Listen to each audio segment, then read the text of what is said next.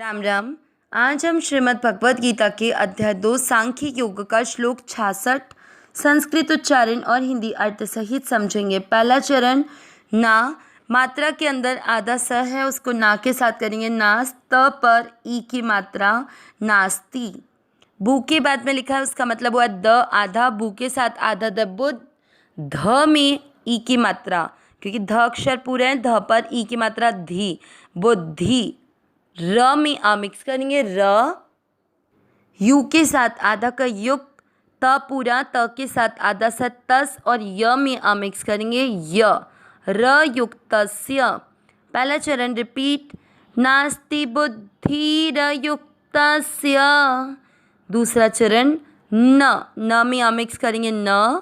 चा यू के साथ आधा का चा युक्त, त के साथ आधा सा तस, और य में आ मिक्स करेंगे, य। चा युक्तस्य। भाव में आ मिक्स करेंगे, भावना। दूसरा चरण फिर से, न चा युक्तस्य भावना। ये तस्य नहीं है, ये ध्यान देना, तस्य है, त के साथ आधा सा संतो वाला है। पहला और दूसरा चरण साथ में, नास्ति बुद्धिरयुक्तस्य न चा युक्तस्य भावना। तीसरा चरण, न में आ मिक्स करेंगे, न। चा भा व में आ मिक्स करेंगे, चा भाव। यत दोनों अक्षर पूरी, दोनों में आ मिक्स करेंगे, यत। त में अ की मात्रा तो विसर्ग को ह पढ़ेंगे, यतः। शा के बाद मात्रा के अंदर आधा न, शा के साथ शान, त पर ई की मात्रा ती, शांति। तीसरा चरण रिपीट, न चा भावयतः शांति। चौथा चरण र में आ मिक्स करना, र। शा के साथ आधा न, शांत, त के साथ आधा सा तस, और य में आ मिक्स करेंगे, य। र शांतस्य। कुत, त में अ की मात्रा विसर्ग को ह पढ़ेंगे, कुतः। सुख के साथ आधा म, सुखम। चौथा चरण फिर से, र शांतस्य कुतः सुखम। तीसरा और चौथा चरण साथ में, न चा भावयतः शांति र शांतस्य कुतः सुखम। पूरे श्लोक का उच्चारण एक साथ, नास्ति बुद्धिरयुक्तस्य न चा युक्तस्य भावना न चा भावयतः शांति र शांतस्य कुतः सुखम। एक बार फिर से, नास्ति बुद्धिरयुक्तस्य न चा युक्तस्य भावना न चा भावयतः शांति र शांतस्य कुतः सुखम। श्लोक का अर्थ सुनते हैं। हमने इससे पिछले 2 श्लोकों में भगवान के द्वारा अर्जुन के चौथे प्रश्न, स्थित प्रज्ञ मनुष्य किस प्रकार से चलता है, उसका उत्तर सुना, जिसके उत्तर में भगवान कहते हैं कि वशीभूत अंतःकरण वाला राग द्वेष से रहित होकर अपने वश में की हुई इंद्रियों के द्वारा अगर विषयों का सेवन भी करता है तो भी वह परमात्मा को प्राप्त कर सकता है, क्योंकि वह जो इंद्रियों के द्वारा विषयों का भोग कर रहा है उसमें उसकी किसी भी प्रकार की कोई आसक्ति नहीं है। इस तरह से निर्मलता को प्राप्त होने पर साधक के संपूर्ण दुखों का नाश हो जाता है, क्योंकि दुख केवल कामना से पैदा होते हैं और कामनाएं राग होने से पैदा होती है। जब मनुष्य संसार के किसी भी व्यक्ति, वस्तु, स्थान, परिस्थिति के साथ में राग और द्वेष नहीं करता तो स्वतः उसका संबंध उनके साथ में विच्छेद हो जाता है और कोई भी कामना उत्पन्न नहीं होती। कामना के उत्पन्न न हो पाने के कारण उसके संपूर्ण दुखों का नाश संभव है। ऐसे शुद्ध चित्त वाले साधक की बुद्धि परमात्मा में स्थिर रहती है। अब जो भगवान ने ये पिछले श्लोक 64 और 65 में बात कही, उसी को आगे आने वाले 2 श्लोकों में व्यतिरेक रीति से पुष्ट करेंगे, मतलब उसको और अच्छे से समझा रहे हैं।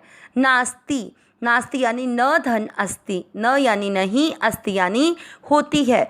बुद्धि र जो है उसमें आधा र बुद्धि के बाद का विसर्ग हटने पर आया है, और र में जो अ मिक्स किया उससे अयुक्त से शब्द बन जाएगा। तो बुद्धि ही यानी बुद्धि, यहाँ पर व्यवसायत्मिका बुद्धि शब्द का अर्थ है। व्यवसायत्मिका बुद्धि हमने पहले भी पढ़ा था इस शब्द का अर्थ कि एक निश्चय वाली बुद्धि। अयुक्तस्य यानी जिसके मन और इंद्रियां संयमित नहीं हैं ऐसे मनुष्य की। न यानी नहीं, चायुक्त से दो शब्दों में विभक्त होगा, च धन अयुक्तस्य। च यानी और, अयुक्तस्य यानी व्यवसायत्मिका बुद्धि न होने से उस अयुक्त मनुष्य में भावना, भावना यानी निष्काम भाव अर्थात कर्तव्य परायणता का भाव। न चा भावयतः, न यानी नहीं होता है, चा भावयतः, च धन अभावयतः, च यानी और च का अ और अभावयत का अ दोनों मिलकर आ बना, इसलिए चाभावयतः बन गया। अभावयतः यानी निष्काम भाव न होने से। इसके बाद में शांतिर, आधर शांति के बाद का विसर्ग कटने पाया तो शांति ही यानी शांति, और र में जो अ मिक्स किया था उससे बन जाएगा अशांतस्य यानी शांति रहित मनुष्य को। कुतः सुखम, कुतः यानी कैसे मिल सकता है, सुखम यानी सुख। पूरा अर्थ क्या निकला, जिसके मन और इंद्रियां संयमित नहीं हैं ऐसे मनुष्य की व्यवसायत्मिका बुद्धि नहीं होती। व्यवसायत्मिका बुद्धि न होने से उस अयुक्त मनुष्य में निष्काम भाव अर्थात कर्तव्य परायणता का भाव नहीं होता। निष्काम भाव न हो पाने से उसको शांति नहीं मिलती, और शांति न होने से मनुष्य को सुख कैसे मिल सकता है। अब भगवान ने पहले चरण में ये बात कही कि जिसके मन और इंद्रियां संयमित नहीं हैं ऐसा मनुष्य क्या है, अयुक्त है, असंयमी मनुष्य है, क्योंकि उसका व्यवसायत्मिका बुद्धि नहीं है, मतलब कि एक निश्चय वाली बुद्धि नहीं है। एक निश्चय क्या है हमारा, कि केवल हमें परमात्मा की प्राप्ति के लिए ही यह मनुष्य शरीर मिला है। जिस मनुष्य का केवल और केवल ये एक लक्ष्य नहीं है उसकी बुद्धि अव्यवसायत्मिका बुद्धि कहलाती है। इसलिए उसका एक निश्चय न होने से उसकी मन और इंद्रियां संसार के विषय भोग की तरफ बार बार आकर्षित हो जाती है, उनका सेवन करना चाहती है और अपने परमात्मा प्राप्ति के लक्ष्य को भूल जाती है। तो इसलिए सबसे पहले लक्ष्य आपका निश्चय होना चाहिए कि आपको परमात्मा की प्राप्ति ही करनी है।